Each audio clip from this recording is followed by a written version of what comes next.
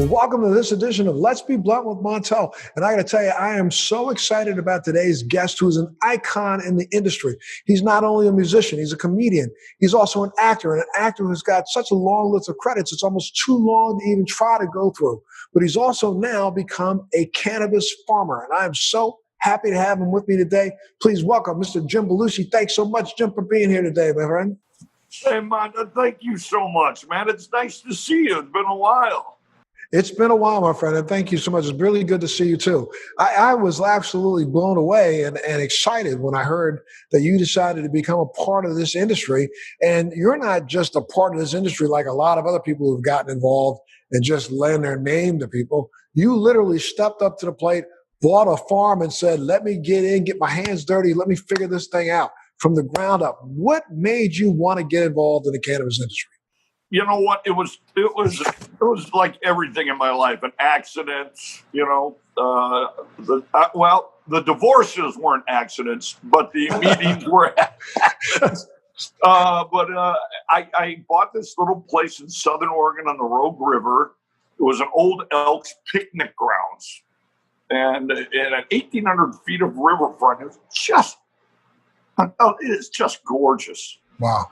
And it's right between Table Rock and Mount McLaughlin, and the Native Americans were in that spot before we chased them out. I don't want to go into that, but it's a very spiritual spot. I even built a sweat lodge. I had these Native Americans build a sweat lodge for me. And they didn't charge me, by the way, because they can't charge for spiritual work. But they sell me the wood, so it worked out okay.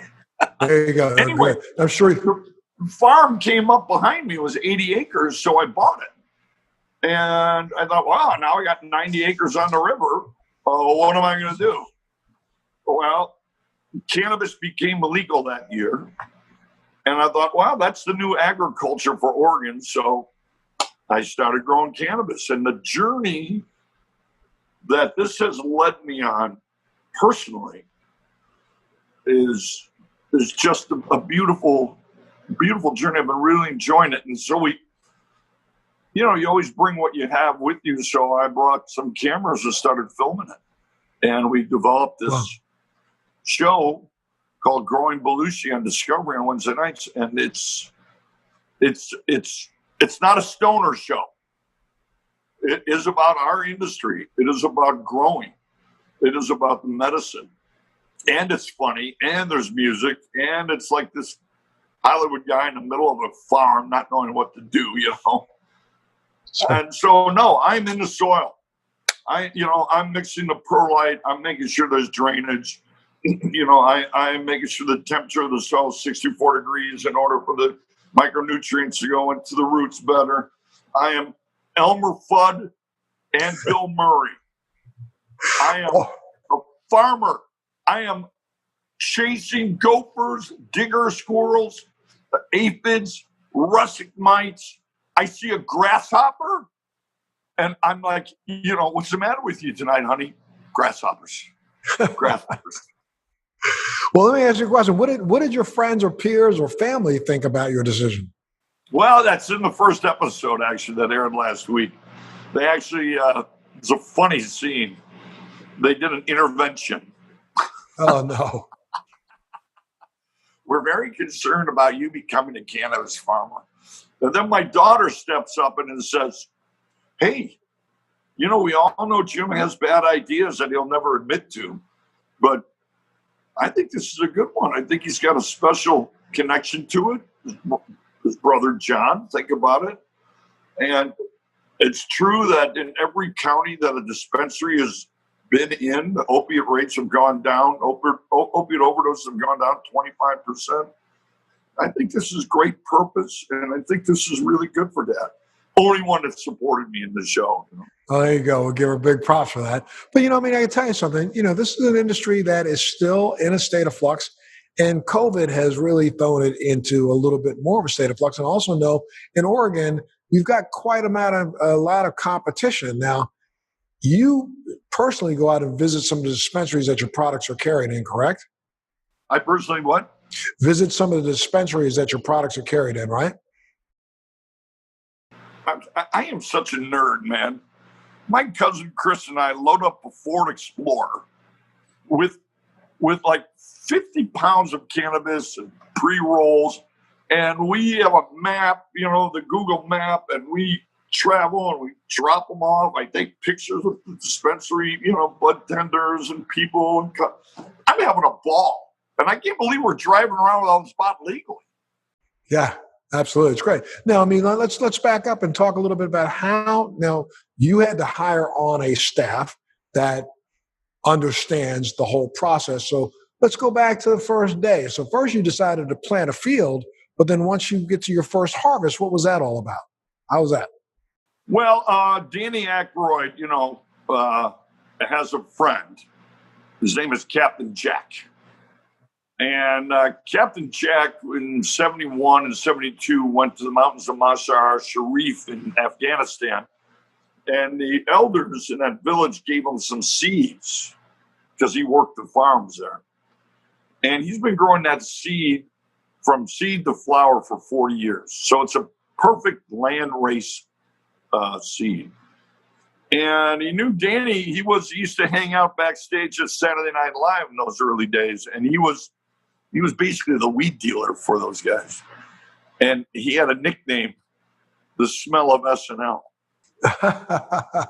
And Danny said it's one of the most creative strains, He goes, Jimmy, if you're going to grow a farm, you should talk to Captain Jack. So I got Captain Jack to the farm. And then another guy, Jeffrey Iverson, is a great geneticist with a mentor in San Francisco, and he grows in Bend. Really nice sativa, very, very full terpenes. He's big on the terpenes, which I am too, because I think it balances stuff out. And so the two of them, and we started the 48 plant grow, and then we've just been going. We got the license, and we've just been going since then.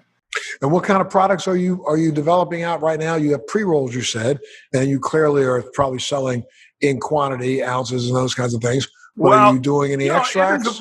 It's not a scaled up place. It's a boutique farm. I mean, I'm only growing maybe 1,200 pounds. So all our pre-rolls are all flower. There's no trim in it. So it's made from, bee buds. So it's handcrafted. It's all hand rolled. I mean, with the knockbox and everything. But so we just got a big order. And it's like, we got to get these things done by 7 days. So we're in 50 dispensaries. I'm not in 500. I'm just like a Napa Valley wine guy that just makes a certain amount of wine. Because I really want to perfect it and understand it before I start expanding. And so I've studied it from seed to patient for these last 4 years. But I do have a Captain Jack oil. It's going to be coming out in Oregon late September with Select. Gotcha. Okay. All right. Are you thinking in terms of using your cachet to help in the political arena of this movement? Because the movement needs a lot of help. I've been asked to speak at government things. I don't. I do it in a little bit of a different way. One way is this show, I think, will help move the political needle a little bit by creating an understanding and the safety that's around cannabis. Like I said, this is not a stoner show. This is about our industry. And we show the testing and how it's grown, the music we play for the plants, the natural ingredients that are put in, the pHing of the water, the curing it. It's a safe product. And you must go through dispensaries because the regulations are very good. So I think politically I'm trying to move, the red and the blue people all have one thing in common: medicine, health. So I'm trying to move it forward in that way. Just exposing an audience through a regular guy learning about it on the show, and they will learn about it and feel safe. I think safety is a big thing, and we'll create more understanding. Maybe they'll be able to help their relatives, their 80-year-old, 84-year-old mom who's, flirting with dementia and getting aggravated, and maybe a little piece of chocolate calms her down. all the way to PTSD or opiates usage, And the other political thing that I'm involved with is Last Prisoners Project with Steve Yes. D'Angelo.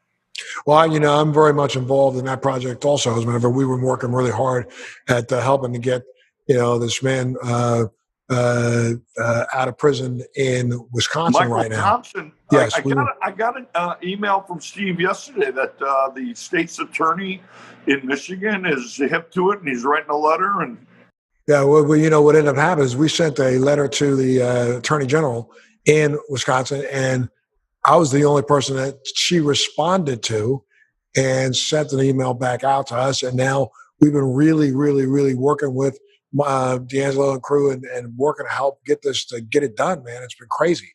But it's going to take activists like yourself or activists like myself to really get out there and, take that step of faith and put the name out there and say, look, we got to really relook this. Yeah, well, there's 40,000 people incarcerated in the United States alone, Yes. And doing, when me and my cousin are driving 50 pounds of cannabis, and Michael Thompson is in jail from 40 to 60 years for 3 pounds, and now he's got COVID and he's in the hospital, and it's like, it shouldn't be a death sentence being arrested for cannabis.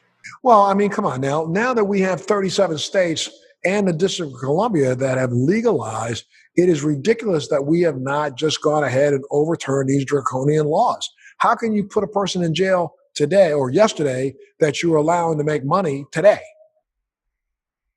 And, which is just an absurd argument. And I don't know, I'm sure you know this, but, this is not something that should even still be illegal, even at a federal government standpoint, in the fact that our federal government is who owns the patent on things like CBD. So how can we have a government that, during the entire, 90s, paid for, and latter part of the 80s, paid for research all over the world? I'm one of the only people on the planet who actually interviewed Dr. Meshulam in his laboratory in Israel. And I did that 12 years ago. I don't know if you know a lot about my background in this, but I've been involved in cannabis now, not for the last 5 years, for the last 20 years. I got involved back in 2000 and literally helped to, either write or propose changes to or lobby for legislation in 9 of the states that have passed cannabis, especially medical cannabis laws in this country. And so, this has been way back before it was vogue. I'm telling you, back in 2001, I was up in the Golden Triangle looking for CBD products where most of America didn't even know that we had CBD, didn't even know what the word meant. And, as we look at the process right now, we have a lot of people who have gotten into this industry because it's a green rush, but they didn't take the time to educate themselves. And you're getting an education by fire. Oh no, even on the ground. I am being educated. I am being literally dragged through the soil. Yes. I know the taste of it. And green rush. There's no green rush here with the 280E. The margins for these dispensaries are ridiculous. People think that there's a real, this is the gold rush. Not until the federal laws change will that kind of thing happen. But I'm doing great, Montel. You know why? Because this year I broke even. There you go. Yay. Broke even. Yay. Absolutely. Well, and I think a lot of people need to understand. Why don't you talk a little bit about some of the hurdles you've had to face in just getting this business up and running? Well, first of all, having a famous name, nobody in Oregon, they didn't trust me, come up from Hollywood and, so I started just really slow. I didn't use my name on the products. I used Rogue's Lair on the products. Nobody knew it was mine. And then as those products became more desirable, I did some press and I did some events, and I kind of earned my way into Oregon. And now they actually embrace me to the point where they're giving me, tips, really good growing tips. So now I feel as part of the community, but I had to earn it. There's snots up there, Yeah, absolutely. They're cannabis snots. The entire industry is, I bet, yeah. Yeah, right. There's Right. snots. I mean, Steve D'Angelo, I saw him at the convention, and I was dying to talk to him. I snuck up next to him, sat down next to him, and he turned. I go, "Hi, I'm Jim Belushi." He said, "How are you?" I said, "I want to talk to you about, maybe doing some cannabis." And he went, "Uh-huh." And he turned his head, and I said, "Well, I have the Blues Brothers." I said, "It's a real brand. It's a 40-year-old brand. It represents music, mischievousness, and a mission from God." And I said, "I think this brand is not just a pretty box. It's a real brand that has some meaning." And I started talking about my brother John, and I started talking about me growing. And then he turned around and he went, "Okay, let's have lunch." Yeah. And he has been a mentor for me because he sees that I'm into the heart of it, man. I love what this plant has done for me. Absolutely. Let alone for the veterans and you know all about it.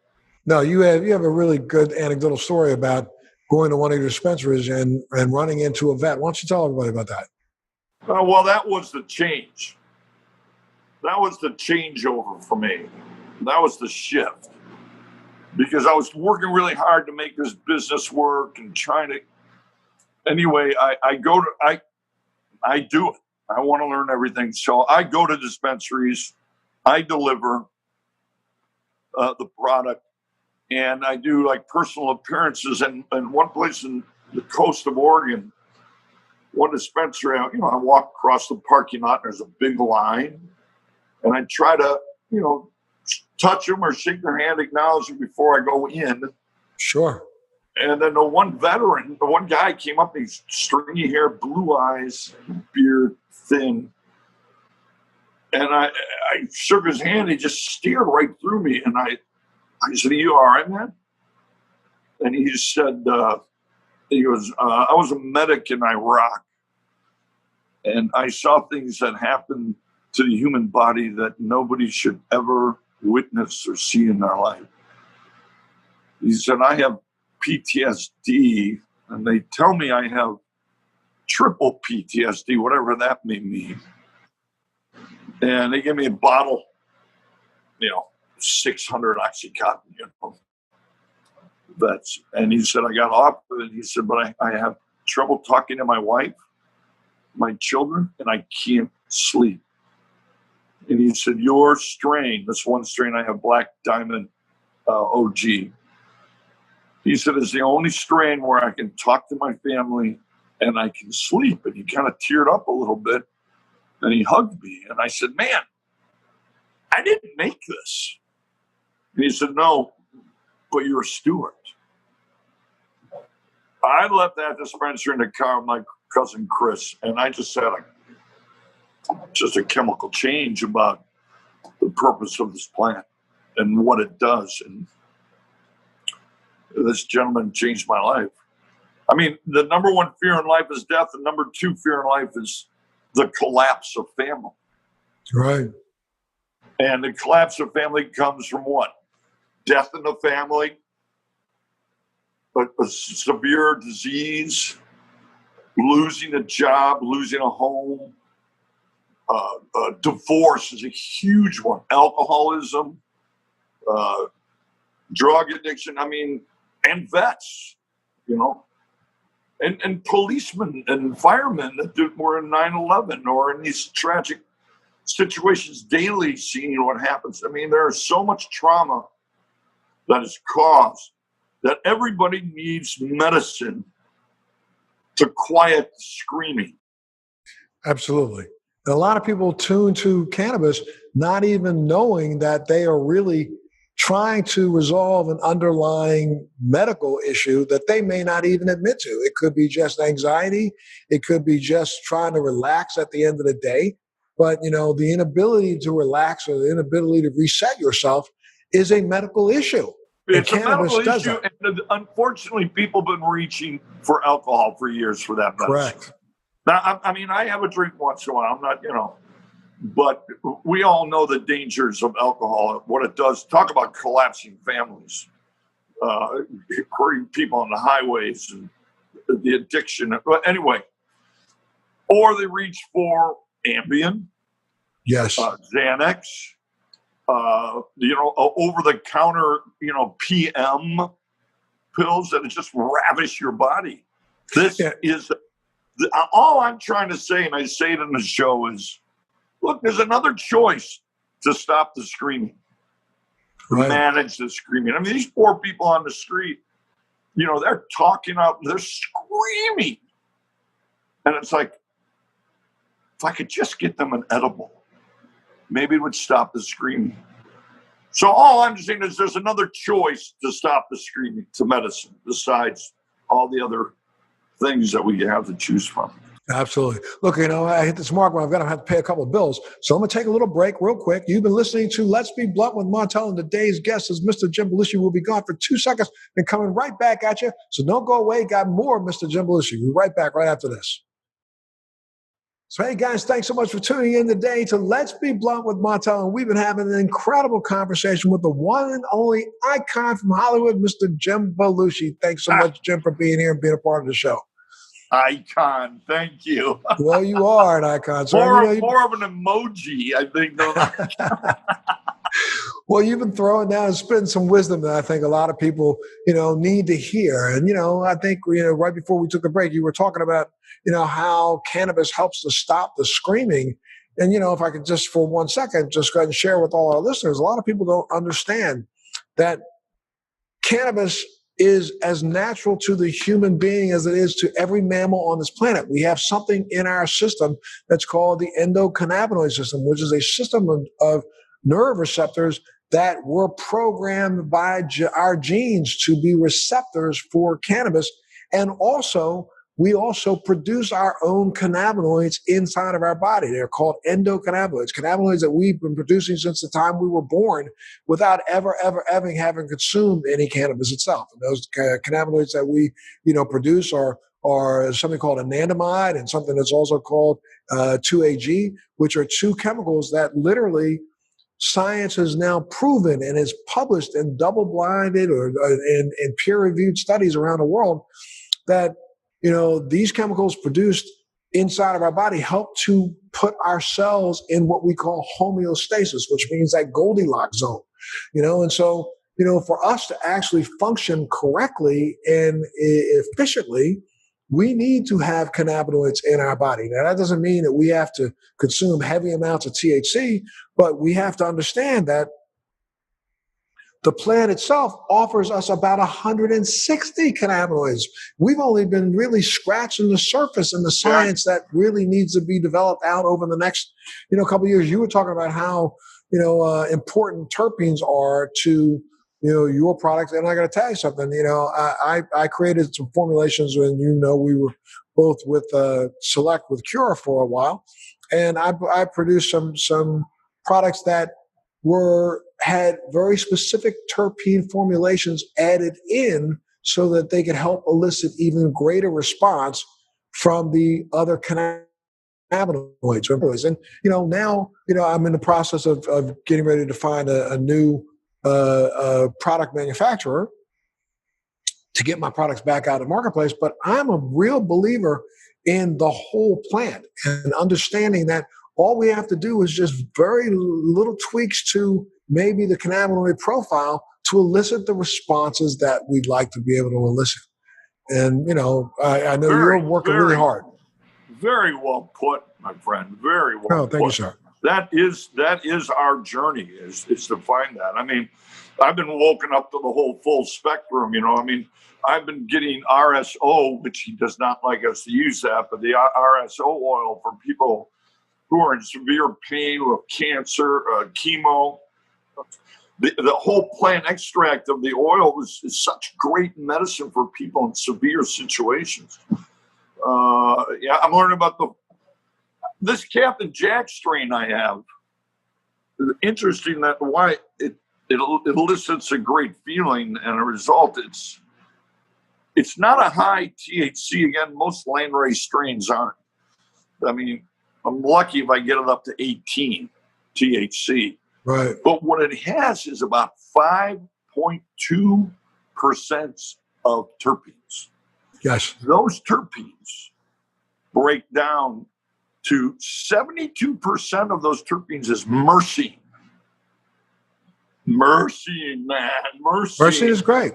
Yeah, absolutely. But then there's linalool, and there's so many. Beta caryophyllene. There's so many of these terpenes that we've already been investigating and studying for the last 20 years because we study terpenes through food preparation, and we know what terpenes have the ability to do in eliciting certain responses.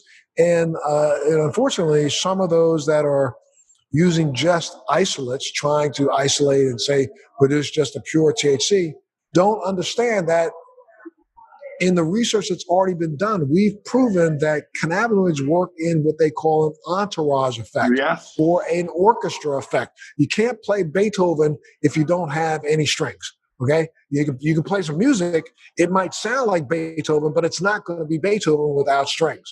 And so that's why the distillate is just distillate. I mean, it's what you put in. It's those rare terpenes. The thing about myrcene I liked was I heard a story that mangoes have myrcene, natural myrcene, and if you smoke like a half a joint today, tomorrow eat a mango, wait 45 minutes, and smoke the other half of the joint, it's almost 3 times the effect because the myrcenes thin the cellular wall of the brain and allow the CBD and the THC and the terpene to go through easier, and it creates that entourage effect.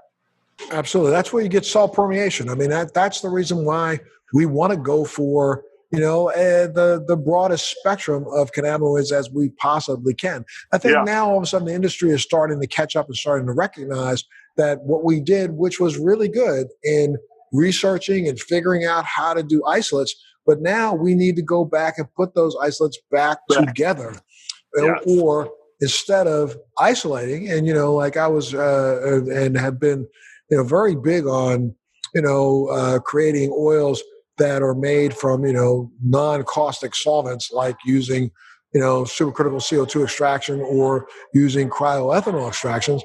But now I'm really becoming a really solid believer in the fact that we should be doing a little bit more non-solvent pressing and extracting that way so that you get all the fats, all the lipids, all the terpenes. Now, if you want to be able to go back and just tweak and add in additional terpenes, you can add in myrcene into any oil that you have. You can add that in. You can add, if it's going to be an edible, I don't believe in adding any non-hemp or cannabis terpenes to anything smokable. Some of them use the botanical, some of them have jars of fake terpenes. I went, no, correct.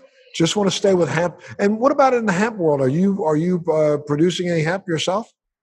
No, I stayed out of it. I have a really good friend who grows in Portland, who supplies Charlotte's Web with their plants, their oil, and a really high caliber oil. And I'm messing with him, and we're making some formulations for a CBD dog treat. Yes. Just because I had an older dog, couldn't get up the stairs, we made this mix, and I gave it to him, and I went, it didn't work. 3 days later, he's climbing the stairs. It's like, there's no placebo effect on a dog. They either get better or they don't. And correct. Damn, that dog got up those stairs, man. Well, I had a very close friend of mine who, was dealing with a Great Dane that had a tumor on its leg that literally all the doctors and everybody was saying that dogs just got to get put down. But then they started the dog on not just CBD, but on cannabis, and shrunk that tumor down to almost 90% smaller than it originally was. And the dog ended up living for almost a full 2 years beyond what doctors even thought he was going to live, just by changing the diet over to a cannabis. Wow, I wonder what was that combination? Because I'm scared about the THC with the dog. Is it a low THC value? Well, you want to make sure you figure out how to microdose them on a slower basis. If you give them a large amount of THC the first time out, it'll scare a dog. There's no ifs, ands, or Yeah. buts. So what you want to do is you want to make sure you microdose, especially since they're eating it, they're not going to be smoking it. So, you could probably find, a larger or high, something like a 1090 THC to Right. CBD, and then Gotcha. start increasing the amount of THC, because that Right. would be a pain reliever. And, just like with adults, as we get older, we start to hurt. And dogs are the same way. They start to hurt. And, Yeah. just like we want to go and take an Advil, well, we don't have an Advil for a dog. Yeah. But, that THC could be a good Advil for your dog. Yeah. And, as long as you titrate them slowly enough so that they get used to what they are feeling, it wouldn't be a problem. Okay, yeah, because I was curious about the THC effect on the dogs. I heard, no, never give THC to a dog. And I went, well, that entourage effect of a little THC with that CBD is really works. And also, you can also make sure you have a formulation that includes THCA.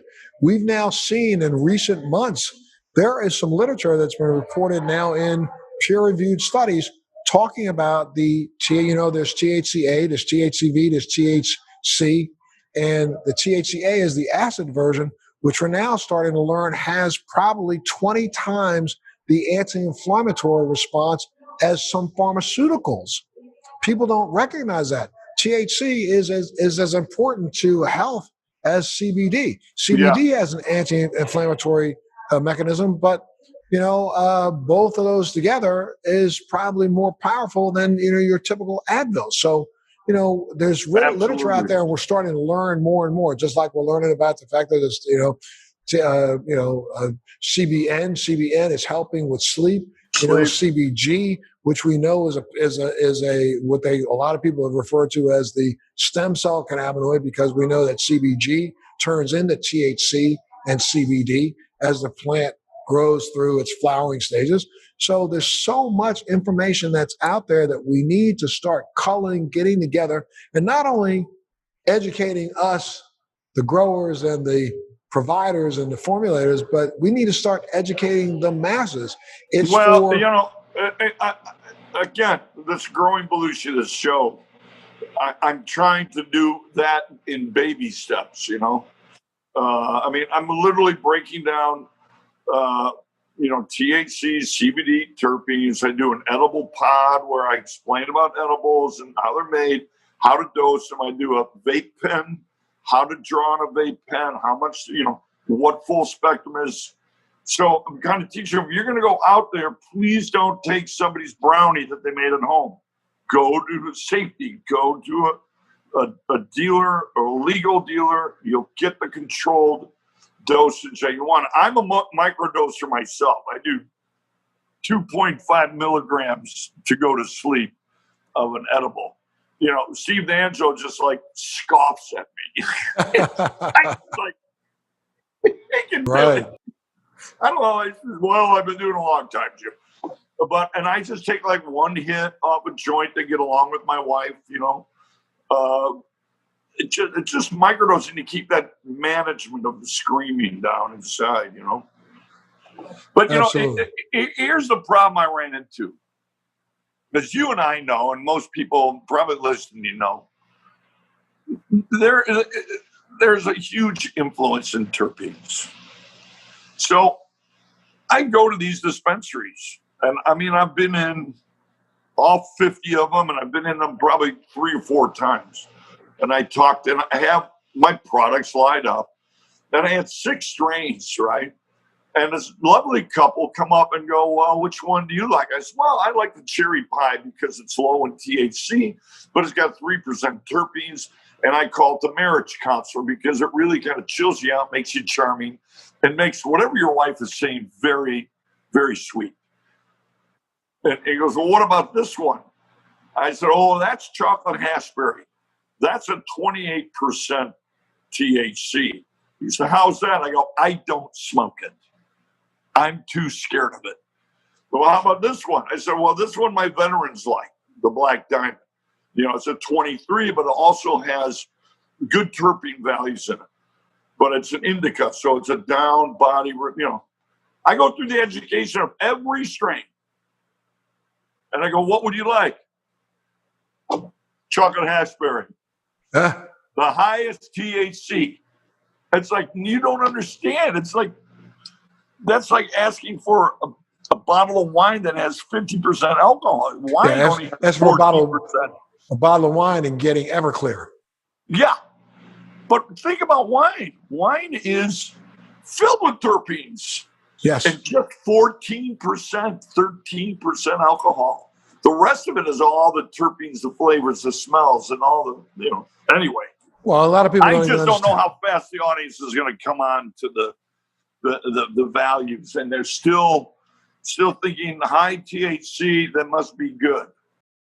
Well, we did ourselves a disservice here in the United States of America, especially through the 60s and early 70s. We had growers up in, the Golden Triangle area, up in Northern California, Oregon, and places like that, trying their best to grow everything out of the plant except for THC. So we've been trying to push this level of THC up and not even understanding why we're doing it. And most people don't get the fact that, yes, in fact, you could have a high number of THC, but that doesn't necessarily mean it's going to make you higher.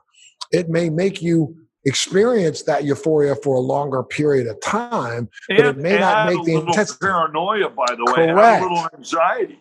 Correct. And who wants to be, I don't want to see, most people don't sit down in the evening and drink a glass of wine because they want to get an attitude. They sit down and drink a glass of wine because they want to chill out.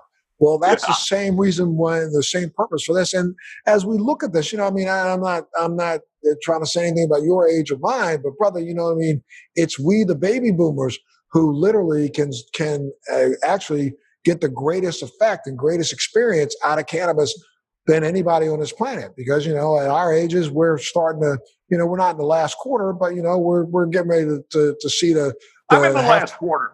I'm submitted to it. I'm submitted. Okay, You're not there yet. Well, I'm getting close. So, if you're in the last quarter, we don't want to, try to get out there and run, trick plays every single play. We want to just relax and get through to the end of the game and make sure we get through as a winner. And you can get through if you take good care of yourself. And, that's the reason why in Israel, cannabis is considered a geriatric drug. At the age of 70, you get a prescription for it automatically if you want it. Wow. I love that. And a lot of people don't know that, because what you do is you allow the older generation to literally get through that last quarter without having to take 1 million tons of pharmaceuticals. Because what we solve with cannabis, normally takes 3 to 4 to 5 different medications to solve. Right. I know. I spoke down in Florida. I actually did a show, and they asked me a question and it got me triggered, and I started talking, and it was in the villages. So it was kind of a baby boomer place of retirement. And I said, I see you all here and I know what you do. I know exactly what you do. You get up in the morning, you wake up and you go and you have lunch and you have a little martini at lunch. I know that. And then after lunch, you go play golf and you have a little bit more to drink, maybe a couple beers. And then it comes down to dinner time. And then now at dinner time, you have another martini. And then, your wife's coming to the club. Oh, so now you're going to have a bottle of wine, but then you're going to have a little Fernet Branca afterwards, maybe another little scotch. And then you're going to go home and you're going to pass out. Your wife is going to pass out. You're going to have a horrible night's sleep. You're going to wake up in the morning feeling like, whoa, what did I do? Oh, I had some Fernet Branca. Oh, that's why. Oh, I better have a beer right now. And I said, here's this cycle. You're fighting the malaise of depression of getting older. And you think that the medicine of alcohol is going to make you feel better. I said, it's not. It's going to make you more depressed. Please try 2.5 milligrams of an edible and see how you feel. And by the way, you'll have a nice dinner with your wife. Correct. So now, Jim, where do you see, the industry going over the course of the next year? Especially, we got to get out of this COVID thing and stop just delivering. But where do you see the industry going? What do you want for the industry in the next year? Well, I think we're almost ready for the banking thing to happen. I'm a little nervous because it's just like what I've done on the farm. It took me 4 or 5 years to do all the lateral work of understanding cannabis, and what it does, and now the purpose and how to move it forward. And everybody that's in this industry are pretty well educated at that point. So once that banking thing drops and regular banks can take cannabis money, it's going to open up our business, and I think it's going to boom. And I think all the states will go legal, and they're going to cross lines, because once there's big money being made, taxes being paid, and especially during these times where you need taxes, I think it's going to move into a big legal place soon. I think sooner than later. But I also think that, this upcoming election should help us get, and it depends on who gets elected, and that all depends on who shows up at the polls, man. I got to tell you, this is going to be a really trying time in America, I think, come November, December, because, there's one party that's not going to let it go. They're going to claim victory even when they don't even know if they have victory, and they're going to claim it's rigged because, you got to count the mail-in ballots, and they're going to come post 9 o'clock in the morning or 12 o'clock in the daytime. So people are going to be ticked and say that it was stolen. But, hopefully the fact that the 37 states that allow for some sort of medical or adult use cannabis right now, almost all of them unanimously declared this as an essential business. Yes. Which I thought was really unbelievable, in a time when, most people were trying to figure out, the other 17 states are trying to figure out how much they can vilify it. The fact that it was declared an essential business is an important thing. Yeah, it was moving to me that they did that, because especially now with the isolation, the creeping of the depression and anxiety, and this medicine can really take that edge off during this holdout, this hold down. Well, I've also heard that, I don't know, have you seen your numbers go up during this hold down? Because people seem to be shifting over to cannabis. Yeah, it's gone up for sure. Absolutely. You explain some really, just my heart goes out to you in having had to deal with, your brother's death. And you explain that you think that, some of his issues were really because of traumatic brain injury, right? Oh, totally. I mean, he was just a superstar, this guy, all around, whatever he did. And he was a middle linebacker in high school. He was like 5'7", 5'8", tough little plug. He was all-state, all-conference. He had the most tackles in high school. And, back then it was like, you got a concussion and the coach would go, "What's the matter, Belushi? You got your bell rung? Get in there." Yes. And this guy, my brother John, man, seizured in front of me in our home senior year. They had spinal taps, x-rays. Nobody could figure it out. He was straight as an arrow in high school. And then when he went to college, I think when he smoked his first joint, he found his medicine. But at that time, it was grouped in with LSD and, cocaine or what. It was all one drug. This is not a drug. This is a medicine. That stuff, it has medical properties too. I mean, we can go into the whole, mushroom world. But the point is, I think he just went in fully, and his behaviors were very similar to the behaviors that you read about that are, with CTE. So I really believe that pressure, and also the cultural pressure of that time, the 70s and 80s. And I mean, also Saturday Night Live, they were leading our generation with who we were, what we were, and where we were going. So, and John had to be right up there at the front. Right. But you had said something about the fact that you think that if he had stayed on cannabis, he probably would be alive today, right? Oh, well, Danny said it to me. Mm-hmm. Danny Aykroyd said, Jimmy, if Johnny was a pothead, he'd be alive today. Absolutely. Yeah. Well, I got to tell you something. I've seen a lot of, I speak to a lot of NFL players, former NFL players. I've spoken to a lot of soldiers, and I don't know if you know my military background, but I do a show right now. It's called Military Makeover, where we take deserving veterans and we remake their homes from the ground up and give them a forever home. And so I'm in there dealing with and talking to directly, dealing with some of our veterans who have suffered some of the most severe PTSD you can think of. Oh, And, in a lot I of ways, can't imagine. but now imagine this. Hey, we got 37 states that allow them to medicate with cannabis and another, 13 that don't. So if you don't live in the 13 states, you're shit out of luck, right? Right. Which is crazy. Well, let me ask you, what would you like to see? Do you think of anything that you'd love to see other than the banking change in the industry over the next couple of years? Within the industry, well, I'd like the state lines to go down. I think that California and Oregon and Washington, but California and Oregon, especially, from like Napa to the middle of Oregon, that parallel is like the greatest growing parallel. I mean, that parallel goes across Illinois, Indiana, all the way to Burgundy and Bordeaux. I mean, God just slipped his finger along that parallel on day 7 when he was looking for a Coke. Yep. Yeah. There you go. And so if those borders come down, I think it'll be great, being Oregon guy, California guy, it'd be great business to have some of the greatest cannabis grown come from that area, because we know illegally 85% of the marijuana that was being smoked across the country came from California. So Correct. May as well supply them really good stuff, with good commerce and, opening up those national lines. But that's a ways off. Absolutely. That's going to be a ways off. Well, what's next for Jim Belushi? What's going to happen next? What's in the near distant future? You got any movies planned? Well, I'm fortunate that I shot this television show pre-COVID.